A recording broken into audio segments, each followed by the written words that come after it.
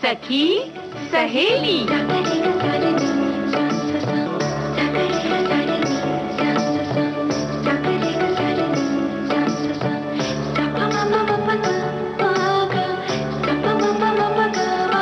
सखी सहेली।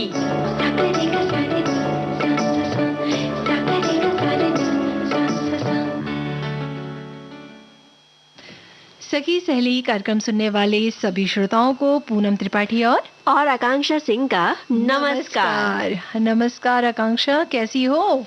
बहुत दिनों बाद मुलाकात हुई। हाँ भाई, वैसे तो ठीक है, बस थोड़ा सा मौसम का उतार चढ़ाव है। वो तो बिल्कुल सही, लेकिन वो ठीक है, वो हर मौसम का अपना एक अलग मजा होता है ना। होता है बिल्कुल, और खासकर ठंड की अगर हम बात करें आकांक्षा तो क्या कहने। और इस मौसम में अगर हम बाहर घूमने चले जाएं तो कि बोलना चाहिए इस मौसम का आनंद ही अलग है ना। हाँ भाई, आनंद लेने के बहाने मत खोजो।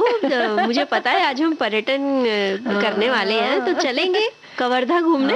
कवर्धा जिला चलेंगे, जो कि छत्तीसगढ़ राज्य में है। और ये जो तुम इतना मुस्कुरा रही हो ना भाई, वजह नहीं पूछेंगे आपसे कि भाई पूनम कितना मुस्कुरा खुद ही ढूंढ लियो, ऐसा है।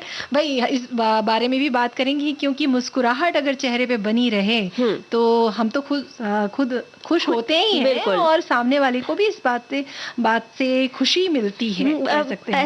ऐसा होता है ना पूनम कि एक मुस्कुराता चेहरा देखकर भले वो परिचित हो चाहे अपरिचित हो, लेकिन एक मुस्कुराता चेहरा देखकर अनायास ही अपने चेहरे पर भी मुस्कान आ ही जाती है। तो कई वजह है इसे, और श्रोताओं को भी बोलते हैं कि वो भी ढूंढ कर रखें। और साथ ही उन दिनों को याद करते हैं जब मिला था इनाम। भाई जब इनाम मिलता है ना पूनम, तो खुशी तो होती ही है, साथ ही एक उत्साह भी बढ़ जाता है, और हम दुगने जोश से लग जाते हैं कि उस काम में लग जाते कुछ और अच्छा काम करें ताकि फिर इनाम मिले। तुमको कब इनाम मिला था? वो इस बारे में हम बाद में बात करेंगे। पहले श्रोताओं को भी बोल देते हैं कि वो भी याद कर लें जब उन्हें इनाम मिला था तो उन्हें कैसा महसूस हुआ था। हाँ, और भाई ये इनाम कुछ अच्छा काम करने के लिए मिला था या कुछ बदमाशी करने के लिए भी इनाम मिलता है ना सजा के तौर पर, वैसे मिला था, वो भी बताएं। और आज है गुरु तेग बहादुर शहीद दिवस। अच्छा, तो गुरुजी ने जो सत्य का जो ज्ञान दिया था, या बोल सकते हैं उनका सत्य जो धर्म है उनका ज्ञान जो है प्रचार प्रसार किया, और लोगों के कल्याण कार्य के लिए कई स्थानों पर उन्होंने भ्रमण भी किया था। बिल्कुल। और ये जो गुरु हैं, गुरु तेग बहादुर जो हैं, उनका जो जन्म है वो पंजाब के अमृतसर शहर में हुआ था, और इनका बचपन का नाम था त्यागमल। सिखों के 9वें गुरु गुरु तेग बहादुर सिंह जी बचपन से ही संत विचारों वाले थे। उनके स्वभाव में उदारता थी। गुरु तेग बहादुर सिंह निर्भीक स्वभाव के बेहद विचारवान व्यक्ति थे। बिल्कुल। और अगर विश्व इतिहास में अगर हम बात करें धर्म और मानवीय मूल्यों की, आदर्शों की और सिद्धांतों की, तो उन्होंने इस सब चीज़ों की रक्षा करते हुए अपने प्राणों की आहुति देने वालों में जो है इनका नाम लिया जाता है, और इनका स्थान अद्वितीय है। बिल्कुल। उन्होंने मुगल शासक औरंगजेब के प्रस्ताव को अस्वीकार किया था, और इसके लिए उन्हें अपने प्राणों की आहुति देनी पड़ी थी। उनका बलिदान न केवल धर्म पालन के लिए था, बल्कि समस्त मानवीय सांस्कृतिक विरासत के लिए भी बेहद महत्वपूर्ण था। गुरु तेग बहादुर जी के लिए धर्म जो होता है सांस्कृतिक मूल्य और जीवन विधान का नाम था। और अगर वो ये भी कह सकते हैं कि उन्होंने जिस तरह से अपने धर्म और सांस्कृतिक मूल्यों की जिस तरह से रक्षा की, और इसके लिए प्रचार प्रसार भी किया, और वो जहाँ जहाँ गए उन्होंने लोगों की आध्यात्मिक, सामाजिक और आर्थिक उन्नति के लिए कई रचनात्मक कार्य भी किए। बिल्कुल। आध्यात्मिक स्तर पर धर्म का सच्चा ज्ञान दिया उन्होंने, और सामाजिक स्तर पर चली आ रही कई रूढ़ियों, अंधविश्वासों की कटु आलोचना भी की, और साथ ही साथ ये कोशिश की कि जन कल्याणकारी आदर्श स्थापित हो।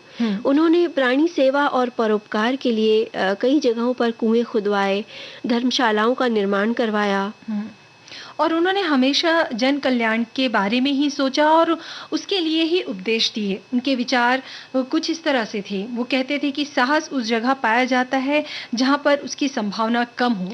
साथ ही ये भी उनका ही कथन है कि सफलता कभी आखिरी नहीं होती, विफलता कभी घातक नहीं होती। जो मायने रखता है वो होता है साहस। और वो ये भी कहते थे कि गलतियाँ हमेशा क्षमा की जा सकती हैं यदि आपके पास उन्हें स्वीकारने का साहस हो।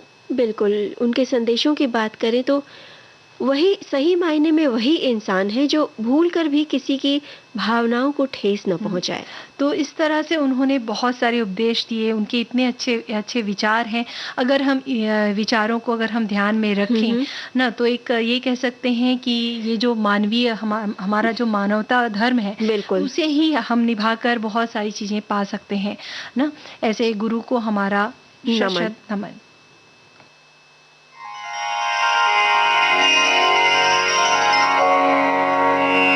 सतनाम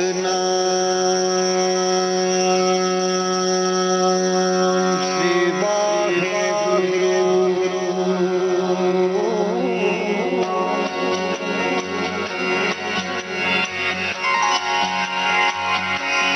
तू प्रभु दाता दान मत पूरा, हम थारे भिखारी जियो।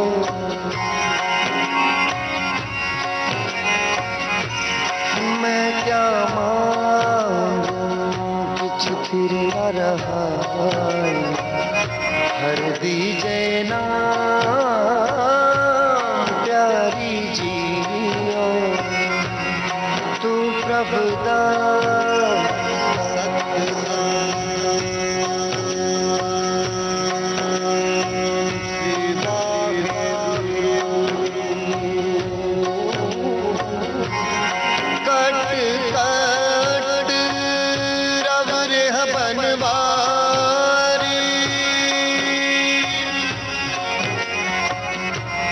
जल थल मैयल गुप्तो बरते, गुरु शब्दी देख बिहारी जियो।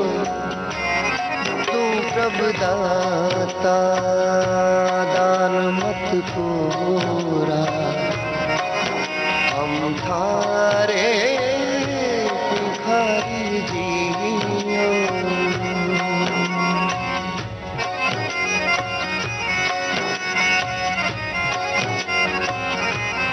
मरत प्याल आकाश दिखायो, गुरु सतगुरु कृपा तारी जियो। सो ब्रह्म रजोनी है पिहोनी, कट पीतर देख मुरारी जियो। मैं क्या मांगू किछ फिर न रहाई, हर दीजे ना प्यारी जियो। सतनाम सतनाम वाहेगुरु वाहेगुरु। सतनाम सतनाम वाहेगुरु वाहेगुरु। जन्म मरण को वह जग बपोड़ो, इन दूजे भगत बिसारी जियो। सतगुरु मिले ता गुरमत पाए, साखत बाजी हरि जियो। मैं क्या मांगू, मैं क्या मांगू किछ फिर न रहा, हर दीजे नाम प्यारी जियो। सतनाम सतनाम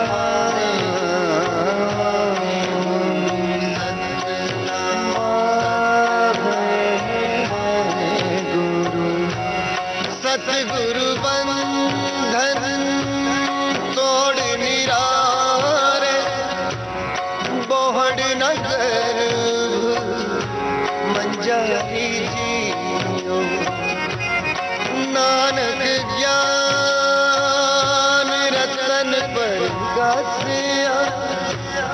हर मन बसिया निरंकारी जियो मैं क्या मांगू किछ थिर न रहा हर दीजे ना प्यारी जियो सतनाम सतनाम वाहे गुरु सतनाम सतनाम वाहे गुरु तू प्रभ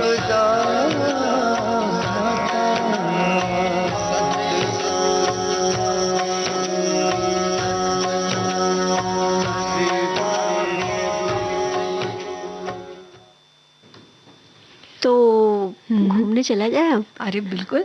तो हम कहाँ ले जा रहे हैं श्रोताओं को घुमाने? बता तो चुके हैं, कवर्धा चलेंगे। कवर्धा जिला।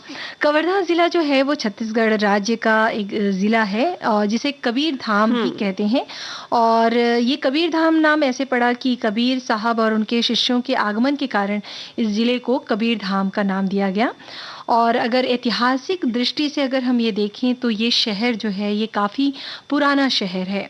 यहाँ पहले नागवंशी और हेहे वंशी शासकों का शासन था और यहाँ आज भी प्राचीन मंदिरों और किलों के अवशेष देखे जा सकते हैं। तो अगर आपको कह सकते हैं कि अगर आपको इतिहास में प्राचीन भारत के इतिहास में दिलचस्पी है तो यहाँ जरूर जाएं। अच्छा, तो यहाँ देखने के लिए है कवर्धा महल। इतालवी मार्बल से बना कवर्धा महल देखने में बेहद खूबसूरत है। इसका निर्माण करवाया था महाराज धर्मराज सिंह ने। महल के दरबार के जो गुंबद है उस पे सोने और चांदी से नक्काशी की गई है और इसके प्रवेश द्वार का नाम जो है वो है हाथी दरवाजा। और ये जो दरवाजा है देखने में बेहद सुंदर है। और आकांक्षा, पता है ये जो महल है कवर्धा का, इसमें जो फिल्म की शूटिंग होती है, कई फिल्मों की शूटिंग भी इस महल में की गई है हाल फिलहाल में। और आगे बढ़ते हैं और इसमें एक जो ये शहर है कवर्धा, वहाँ पर एक मंदिर है राधा कृष्ण मंदिर जी। इस मंदिर का निर्माण जो है वो 180 साल पहले राजा उजियार सिंह ने करवाया था। और इस मंदिर में भूमिगत कमरे हैं जहाँ पर प्राचीन समय में जो साधु संत हुआ करते थे ना, वो बैठकर तपस्या करते थे।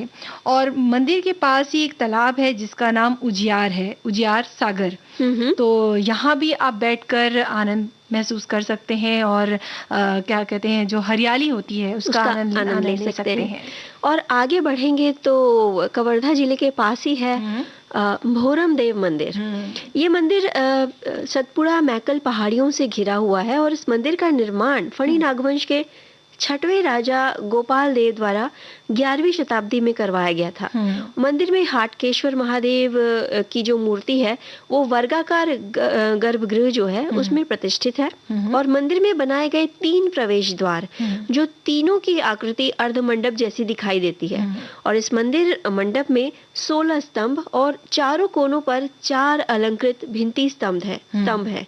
काले भूरे बलुआ पत्थरों से बने मंदिर की दीवारों पर चित्र और त्रिभुजी सूर्य प्रतिमा जो है बेहद आकर्षित लगती है। हाँ। जी।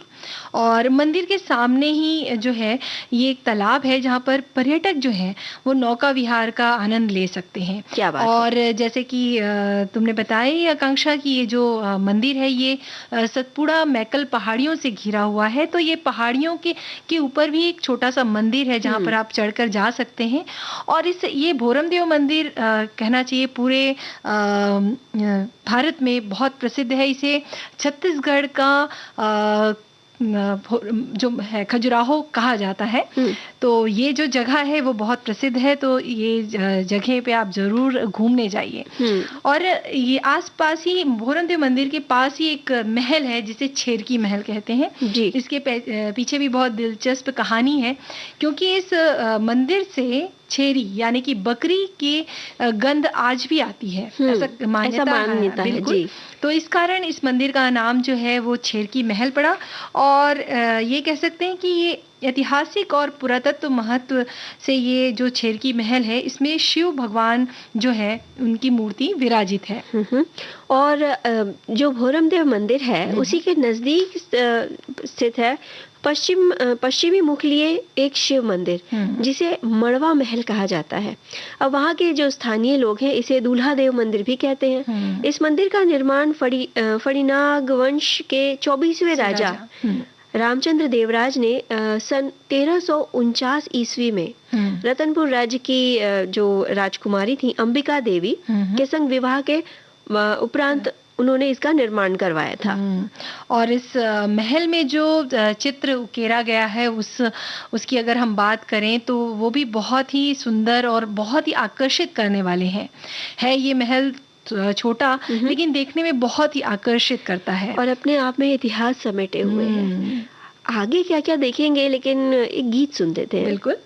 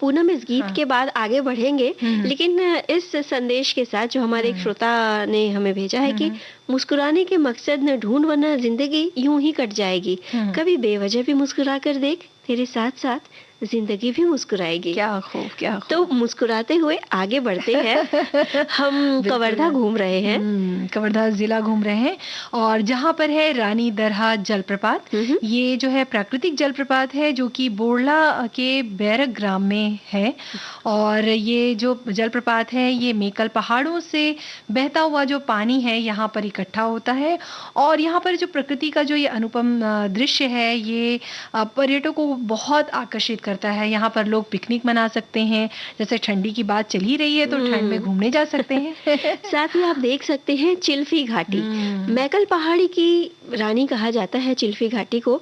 कवर्धा जिले का खूबसूरत हिल स्टेशन है। हुँ। चिल्फी घाटी के जो जाड़े के दिन होते हैं ना, तब यहाँ बड़ी कड़ाके की ठंड पड़ती है। कभी-कभी तो माइनस में चला जाता है डिग्री। और इन घाटियों में जो घुमावदार जो रास्ते हैं, वो सफ़र को और भी रोमांचित कर देते हैं, क्योंकि जब हम पहाड़ पे चढ़ते हैं ना, तो और जब गाड़ियाँ ऐसे गोल-गोल घूमती हैं, तो सांस ऊपर-नीचे होती रहती है। ये कह सकते हैं। तो और यहाँ चिरैया के फूल और पहाड़ों पर ऊंचे-ऊंचे पेड़, साथ ही बादलों का अद्भुत नज़ारा आपको देखने को मिलेगा। बैगा आदिवासियों का जीवन बेहद आकर्षित करता है। और चिल्फी घाटी क्षेत्र में 27 नए स्टॉप डैम बनाकर जल संरक्षण को बढ़ावा दिया जा रहा है। और साथ ही यहाँ की जो हरियाली है, इस पर भी इस बात का ध्यान दिया जा रहा है कि हरियाली बरकरार रहे और साथ ही साथ जो यहाँ के वन्य जीव हैं उनको भी संरक्षण मिले। बिल्कुल। और जैसे कि आकांक्षा भी तुमने कहा ही कि ये बहुत ही प्यारा खूबसूरत हिल स्टेशन है, तो यहाँ पर रुकने की भी सुविधा है। सरकार द्वारा बहुत से अच्छे कमरे बनाए गए हैं और जो दृश्य है ऐसा दिखाया गया जैसे सनसेट और सनराइज आप देख सकते हैं यहाँ से। तो इस तरह की भी फैसिलिटी कह सकते हैं उपलब्ध है वहाँ पर। तो आप जाकर रुक सकते हैं ठंड के दिनों में। और आगे बढ़ते हैं। और यहाँ जैसा हम बात कर ही रहे हैं, आज श्रोता भी ये चीज़ समझ रहे होंगे कि हम जिस जगह की बात कर रहे हैं वहाँ पर प्रकृति दृष्टि से अगर हम देखें तो बहुत सी चीज़ें हैं। और है भोरमदेव अभ्यारण्य। यहाँ पर क्या है कि ये राज्य बनने के बाद ये राज्य का पहला अभ्यारण्य था और यहाँ मुख्य रूप से तेंदुआ, चीतल, मोर, नीलगाय और सांभर पाए जाते हैं वन्य जीव। बिल्कुल। साथ ही अगर आप थोड़ा सा आसपास का क्षेत्र घूमेंगे तो आप कान्हा राष्ट्रीय पार्क भी जा सकते हैं, जो कवर्धा से लगभग 300 किलोमीटर की दूरी पर ही है ये नेशनल पार्क। यहाँ की हरियाली और वन्य जीव आप देख सकते हैं। खूबसूरत वृक्ष और वन्य जीव जो है पर्यटकों को हमेशा से ही लुभाते रहे हैं। यहाँ शेर हैं, चीता, हिरण, तेंदुआ और कई ऐसी प्रजातियां हैं जो लुप्त कह सकते हैं कि लुप्त प्राय हो चली हैं। तो और कई खूबसूरत पक्षियों की प्रजातियां भी आप देख सकते हैं। और कवर्धा से ही दक्षिण पश्चिम दिशा में अगर आप बढ़ेंगे 20 किलोमीटर दूरी पर, तो लोहारा बावली जैसे बहुत ही खूबसूरत जगह है और जिसे एक बैजनाथ सिंह ने इसका निर्माण करवाया था 120 वर्ष पहले। और मानसून आने से पहले गर्मी से अगर आपको निजात पाना है तो ये जो जगह है बहुत ही खूबसूरत लगेगी आपको। क्या बात है। तो अगला प्लान जब आप बनाएं घूमने का तो कवर्धा को अपनी सूची में जरूर रखें। क्योंकि भाई यहाँ पर आसपास बहुत सी ऐसी जगह हैं जहाँ आप घूम सकते हैं। एक पचराही एक जगह है जहाँ पर आप जा सकते हैं। ये एक धार्मिक स्थल है और जो कि कवर्धा से 45 किलोमीटर के आसपास ही है। यहाँ पर जो भोरमदेव से प्राप्त जो मूर्तियाँ हैं वो यहाँ पर मोर ध्वज जो नाम के राजा थे उन्होंने यहाँ पर स्थापित किया था। और इसके अंदर कंकालीन माता की मूर्ति भी है, ये भी कहा जाता है। और हनुमान जी की अद्भुत प्रतिमा जो है इस मंदिर में आपको मिलेगी। तो इस तरह की पुरानी जो मंदिर और जो मूर्तियां हैं आपको यहाँ देखने को मिल सकती हैं। और रही बात अगर यहाँ पहुँचने की, तो क्योंकि भोरमदेव छोटी जगह है, जो आसपास जगह हैं, तो यहाँ पर आप रायपुर जो है छत्तीसगढ़ का जो कैपिटल जिसे कहा जाता है, वहाँ पर आप जा सकते हैं। ट्रेन की सुविधा है और हवाई मार्ग द्वारा भी रायपुर पहुंचा जा सकता है। रायपुर से कवर्धा पहुंचने का जो रास्ता है बाय रोड, वो आप जा सकते हैं। मात्र 120 किलोमीटर की दूरी पर ये जिला है रायपुर से। हाँ, रायपुर से। और या फिर बिलासपुर से भी जाया जा सकता है। बिलासपुर से भी आप जा सकते हैं, जो कि 130 किलोमीटर के आसपास है। तो ये जो जगह है, आप अगर बाहर से आ रहे हैं तो आप रायपुर बिलासपुर से आप बाय रोड ये कवर्धा जिला और आसपास जो जगह हमने बताई है वहाँ घूमा जा सकता है। और अब गीत का आनंद लिया जा सकता है। बिल्कुल।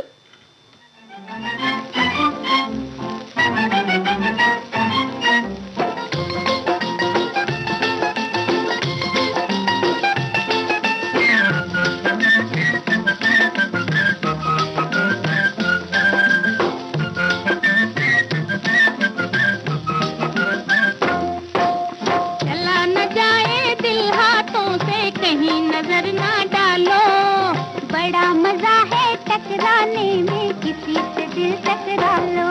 ओए चला न जाए दिल हाथों से कहीं नजर ना डालो। ओए बड़ा मजा है टकराने में किसी से दिल टकरा लो।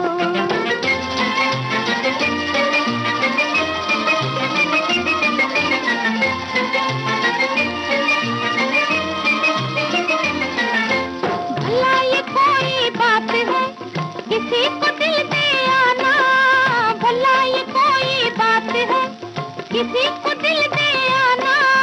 कोई जो देखे प्यार से जले न क्यों परवाना, कोई जो देखे प्यार से जले न क्यों परवाना। सीने में हलचल है कोई शोला भड़का लो। कोई चला न जाए दिल हाथों से कहीं नजर ना डालो। कोई बड़ा मजा है टकराने में किसी से दिल टकरा लो।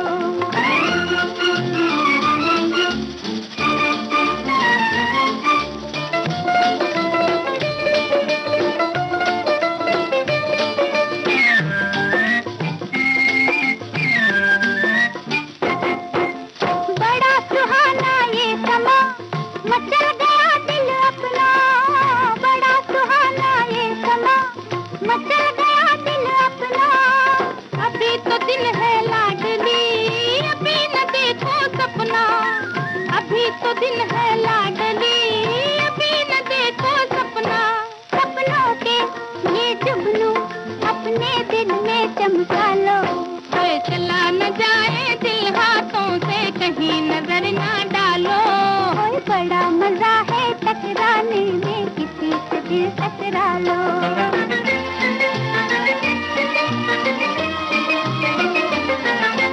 हमें भी कुछ तो बोलिए, किया ये किसने जादू।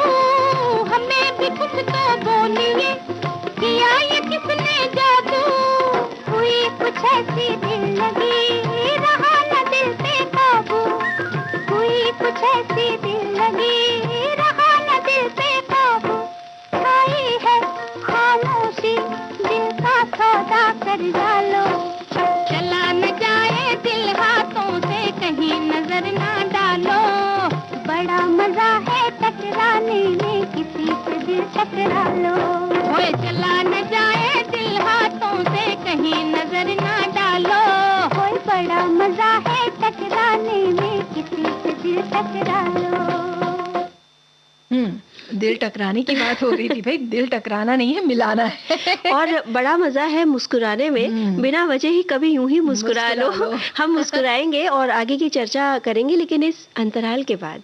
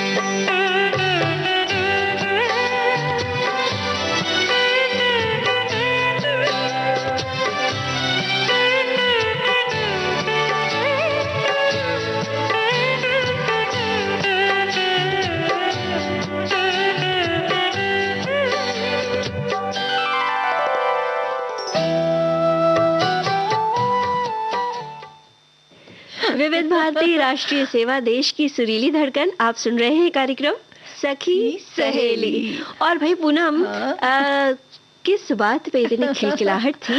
भाई एक श्रोता है, उन्होंने लिखा है ना, उन्होंने ये लिखा है, और सुनो कि ये अगर आप सुनोगी ना बात, आप भी मुस्कुराओगी। सुनाओ तो सही।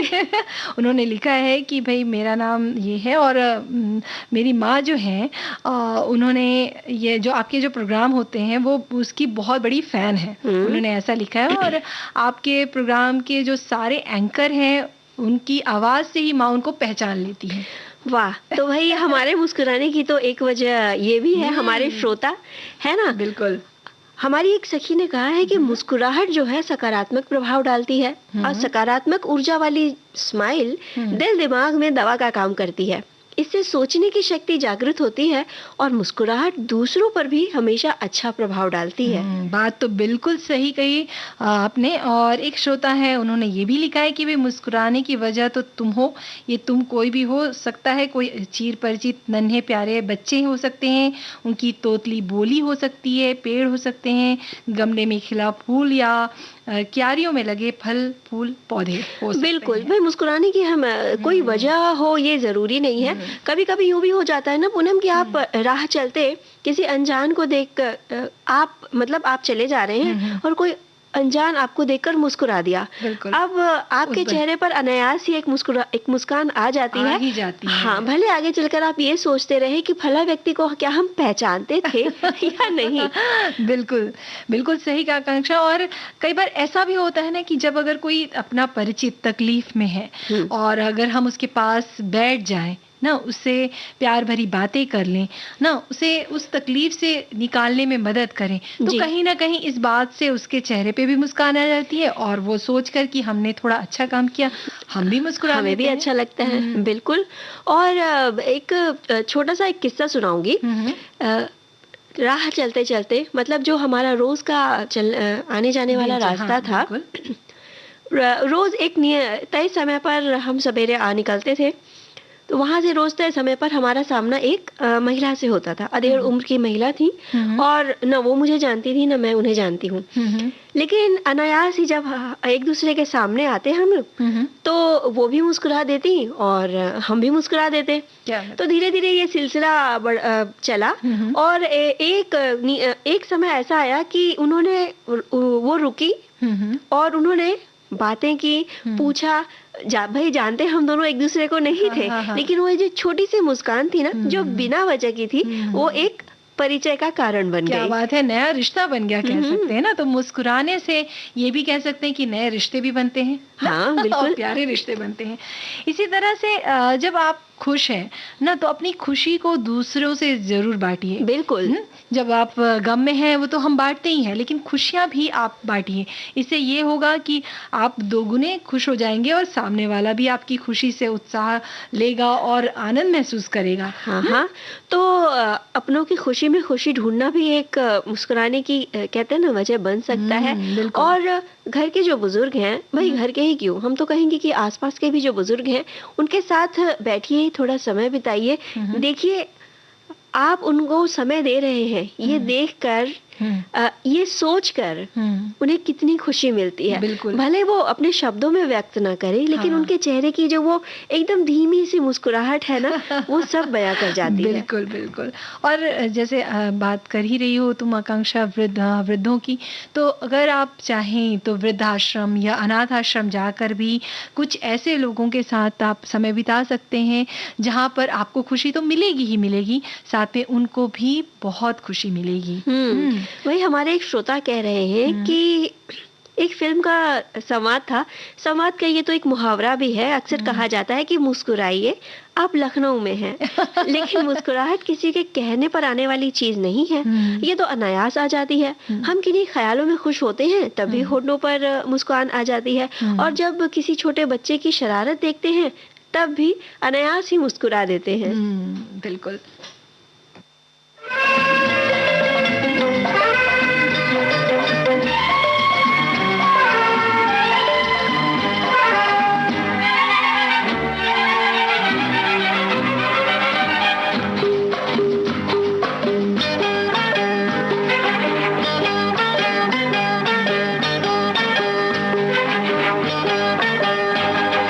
मैंने कहा फूलों से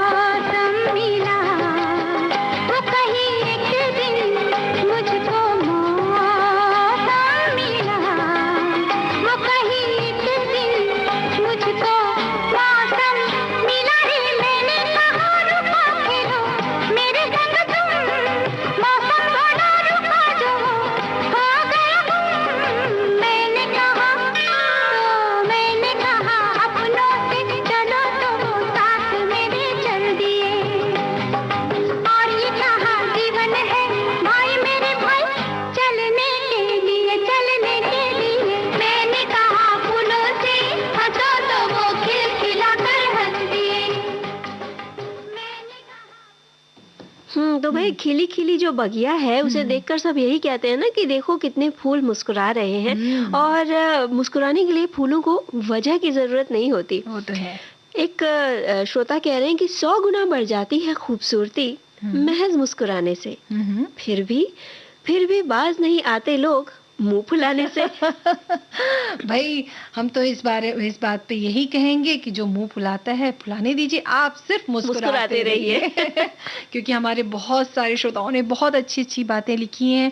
उन्होंने लिखा है कि एक शौक बेमिसाल रख लिया हमने, हालात कैसी भी हो मुस्कान हमेशा रख लिया करते हैं। क्या बात है। तो भाई हालात कैसा भी हो, छोटी सी मुस्कुराहट जो है ना वो अंधेरे में एक छोटी सी किरण ही सही लेकिन रोशनी का काम करती है। बिल्कुल। तो मुस्कुराने के लिए कुछ खास नहीं करना है। जो चीज आपको अच्छी लगे बस वो करिए।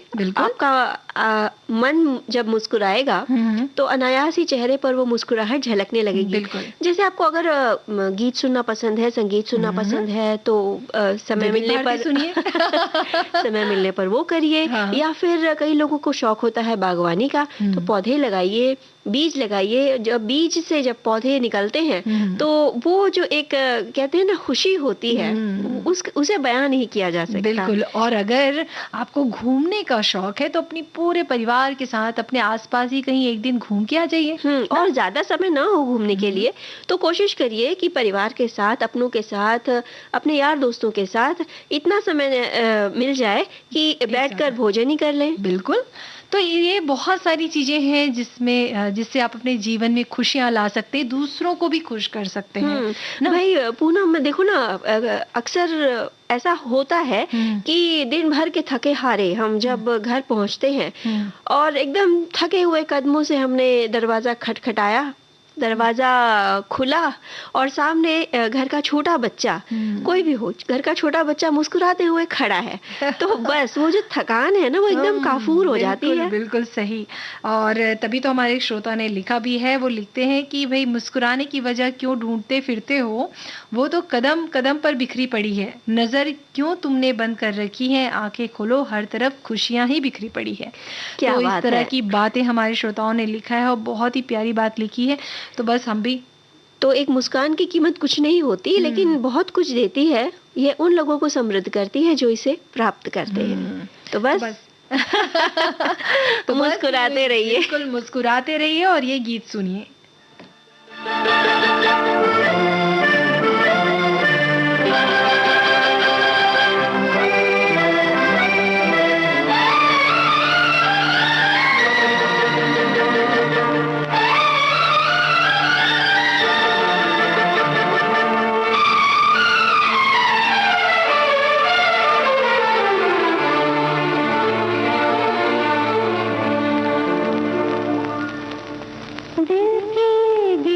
खोल दो, चुप न बैठो, कोई गीत गाओ। दिल की गिरह खोल दो, चुप न बैठो, कोई गीत गाओ। महफिल में अब कौन है अजनबी, तुम मेरे पास आओ। दिल की गिरह खोल दो, चुप न बैठो, कोई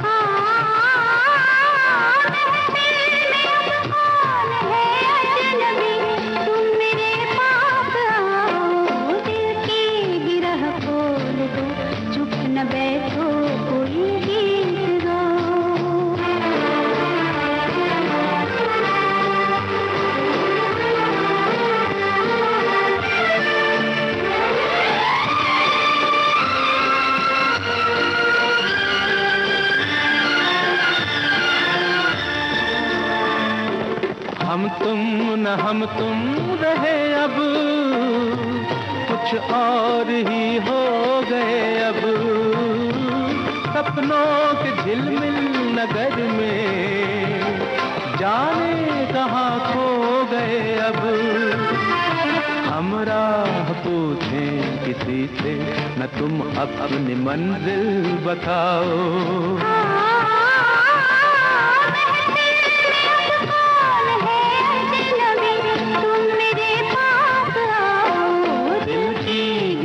खोल दो, चुप न बैठो, कोई गीत गाओ। भाई तो दिल की गिरह खोल दीजिए, चुप मत बैठिए, मुस्कुराइए और गीत गाइए। अब भाई मुस्कुराहट तो पूनम तब भी आ जाती है कि जब कोई इनाम मिलता है। अब इनाम छोटा हो चाहे बड़ा हो, इनाम तो इनाम होता है, बिल्कुल, है ना। और इनाम की शुरुआत तो घर से ही हो जाती है ना। हाँ। जब हम छोटे होते हैं तो जब हमें बोला जाता है कि कविता सुनाओ बेटा या कहानी सुना दो, जब हम तोतली भाषा में जब कहानी सुनाते हैं तो घर के जो बड़े होते हैं वो हमें चॉकलेट या कुछ भी देते हैं, तो कितना अच्छा लगता है। वो पहला इनाम कह सकते हैं कि पाया गया पहला इनाम है वो। हाँ। लेकिन हमारे एक श्रोता कह रहे हैं कि जब माफ कीजिए, वो जहाँ काम करते थे वहाँ पे जब उन्हें एम्प्लॉय ऑफ द मंथ का अवार्ड मिला, और ये 2 बार हुआ ऐसा, तो ये जो पल था ये इनके लिए बहुत यादगार पल रहा।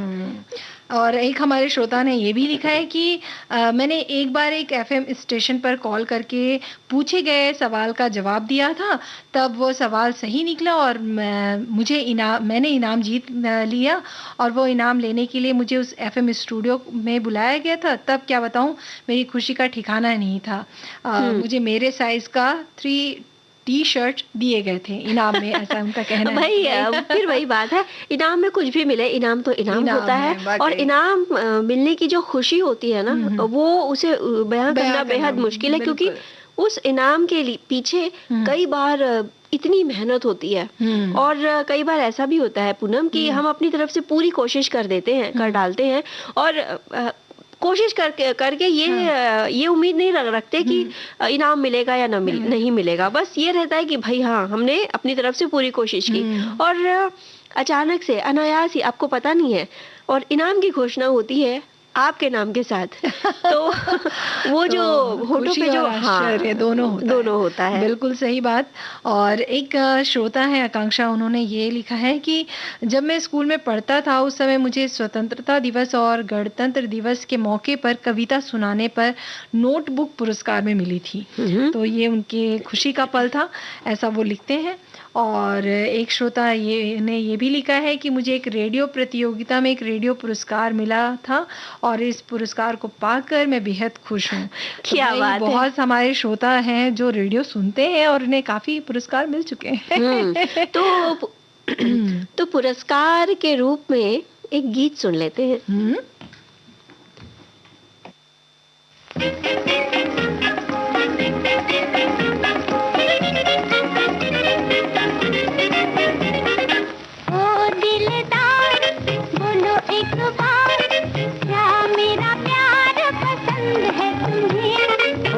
सुकुमार हमारी सरकार, बड़ा तेरा प्यार पसंद है हमें।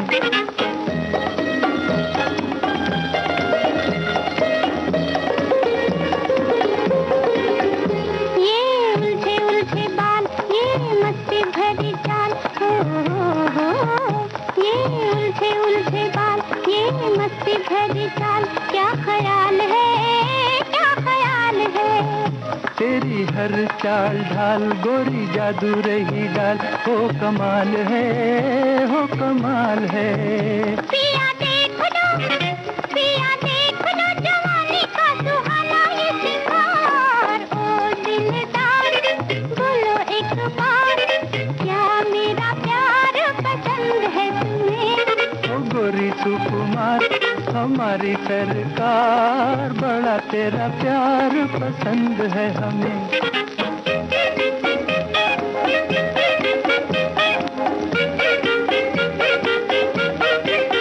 ओ, आ, आ,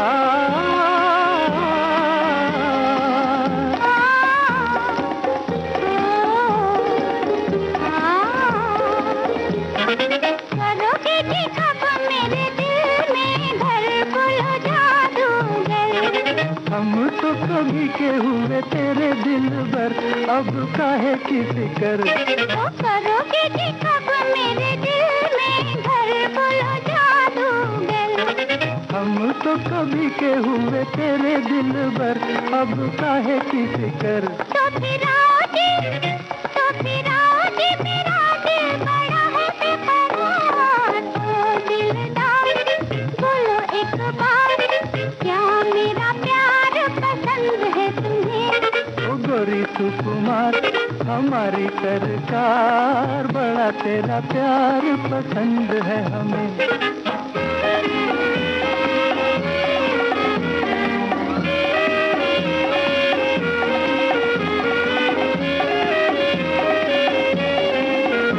आओ जीवन बिता ले पिया, मौज मना ले। आओ जीवन बिता ले पिया, मौज मना ले। मिल जुल के जरा हमको बता दे अब क्या है इरादे, बुलबुल के, बुलबुल के। पिया बीच में ना, पिया बीच में ना कोई हो हमारी दीवार। ओ दिलदार, बोलो एक बार, क्या मेरा प्यार पसंद है तुम्हें? ओ गोरी सुकुमार, हमारी सरकार, बड़ा तेरा प्यार पसंद। और पूनम, पसंद हमें ये भी है कि जब हमें इनाम मिले। हाँ। भाई हमारे श्रोताओं के कमेंट जो है, हमारे श्रोताओं का प्यार जो है, हाँ। वो किसी इनाम से कम नहीं है। बिल्कुल, बिल्कुल, और सही बात है। अपना उन्हें क्या इनाम मिले उसकी याद भी उन्होंने हमसे साझा की है। तो एक सखी हमें बता रही है कि मुझे रंगोली प्रतियोगिता में पहला स्थान मिला था 5वीं क्लास में। अरे वाह। तब मैं बहुत खुश हुई थी। हाई स्कूल में चार्ट यानी ड्राइंग में तीसरा स्थान आया, मेडल मिला था, तभी ये खुशी खुश हुई थी। खुश हुई थी। तो जो बेहतर होते हैं उन्हें इनाम मिलता है, जो बेहतरीन होते हैं उनके नाम पर इनाम होता है। क्या बात है, क्या बात है, बहुत खूब। और ऐसे ही एक श्रोता ने अपनी याद ताज़ा की है। उन्होंने लिखा है कि आज इनाम वाली थीम पर बचपन में स्कूल के सांस्कृतिक कार्यक्रम में और कॉलेज के दिनों में वॉलीबॉल के खेल पर कई बार इनाम मिले, पर आज और अभी कुछ ही मिनट पहले की घटना आप सभी के बीच रख रहा हूँ। मेरे पड़ोस में ही एक घर में विद्युत के शॉर्ट सर्किट में भीषण आग लग गई थी। पुलिस और फायर ब्रिगेड आने में कुछ समय लग रहा था। मैंने अपनी जान की परवाह न करते हुए सबसे पहले विद्युत केबल और मीटर में आग लगी थी उसे एक लकड़ी की सहायता से डिस्कनेक्ट किया, और तब मैं और 2 लड़के पानी की बाल्टियां लेकर अंदर घुसे। अंदर से एक गैस सिलेंडर बाहर निकाला, तब तक पानी का टैंकर आ गया। सभी के सहयोग से आग पर काबू पाया गया। हालांकि बहुत नुकसान हो गया, लेकिन अधिकारियों की ओर से बहुत लोगों ने मेरी इस कार्य की सराहना की और कुछ बुजुर्ग लोगों की प्यार भरी डांट भी खाई, क्योंकि मेरे हाथ और चेहरा कुछ झुलस सा गया। लेकिन ये सराहना मेरे लिए किसी कीमती इनाम या मेडल से कम नहीं। बिल्कुल। कभी कभी हाँ, कभी कभी ऐसे कार्य भी हो जाते हैं जिनमें किसी इनाम की अपेक्षा नहीं रखनी चाहिए। और भाई मानवता से बड़ा चीज जो बोलते हैं, उससे बड़ा इनाम तो कुछ होता ही नहीं है, आकांक्षा। तो आपने वाकई बहुत सराहनीय काम किया, इसके लिए तो आपको इनाम देना ही बनता है। और एक हमारी सखी ने कहा है कि जब मिला इनाम तो स्कूल के दिनों में सामान्य विद्यार्थी ही रहे और संकोची स्वभाव होने के कारण सांस्कृतिक कार्यक्रम में भी कम भाग लिया, लेकिन अपने सेवा काल के दौरान बोर्ड परीक्षा में अच्छा परीक्षा परिणाम देने के कारण विद्यालय स्तर, पंचायत स्तर और जिला शिक्षा अधिकारी द्वारा प्रमाण पत्र देकर सम्मानित किया गया। भाई हम तो यही कहेंगे, जो शिक्षक होते हैं वो एक तरह से देश का जो भविष्य है, जो बच्चे हैं वो उनको गढ़ने का काम करते हैं। तो बच्चों का जो प्यार है, शिक्षकों के प्रति जो सम्मान है, वो किसी इनाम से कम नहीं है। बिल्कुल। तो ये बहुत सारे इनाम हैं तो जो श्रोताओं ने हमसे साझा किए, बहुत अच्छा लगा। चलो तो आखिरी में गीत सुन लें।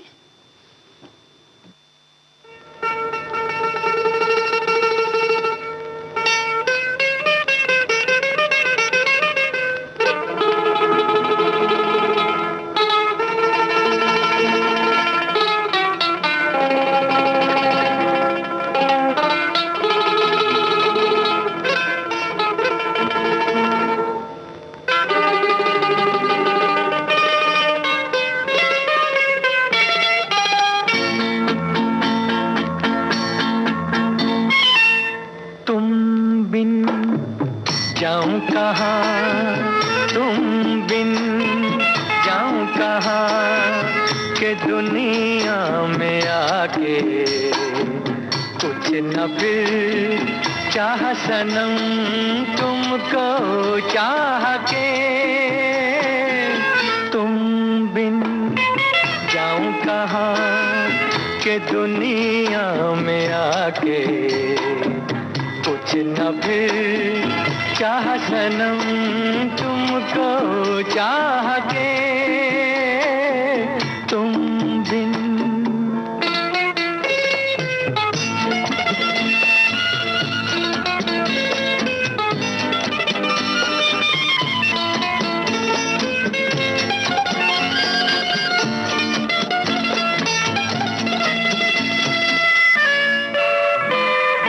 देखो मुझे सर से कदम तक सिर्फ प्यार हूँ मैं, गले से लगा लो के तुम्हारा बेकरार हूँ मैं। तुम क्या जानो के भटकता फिरा किस किस गली तुमको चाह के तुम बिन जाऊं कहाँ के दुनिया में आके कुछ न फिर चाह सनम तुमको चाह के तुम बिन। बिल्कुल श्रोताओं के बगैर हम कहीं नहीं जाने वाले, लेकिन ये जो घड़ी है ना, ये कह रही है कि जाना पड़ेगा। बिल्कुल समय भी हो चला है, तो श्रोताओं से लेते हैं विदा। तो सखी सहेली सुनने वाले सभी श्रोताओं को पूनम त्रिपाठी और आकांक्षा सिंह का नमस्कार।